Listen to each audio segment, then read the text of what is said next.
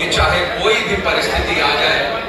उन्होंने यह सौगंध खा रखी थी कि मुगलों की अधीनता स्वीकार नहीं करेंगे, हम संघर्ष स्वीकार करेंगे, स्वतंत्रता स्वीकार करेंगे, लेकिन किसी की गुलामी और अधीनता मुगलों की कभी स्वीकार नहीं करेंगे, भले ही से जाए। ये महाराज और सही बात है कि इसीलिए कहते हैं कि अगर जो स्वतंत्रता का, ये सम्मान का जो ये भाव, जो प्रतीक जो महाराणा प्रताप जी है, तो ये ऐसा नाम है, ये ऐसा नाम है कि इस नाम पर यह काल की धूल यह कभी भी जमा नहीं हो सकती है। ये महाराणा प्रताप जी का जीवन है। ये प्रेरणा हम सब लोगों को उनके जीवन से प्राप्त करके हम लोगों को आगे बढ़ना चाहिए। एक बार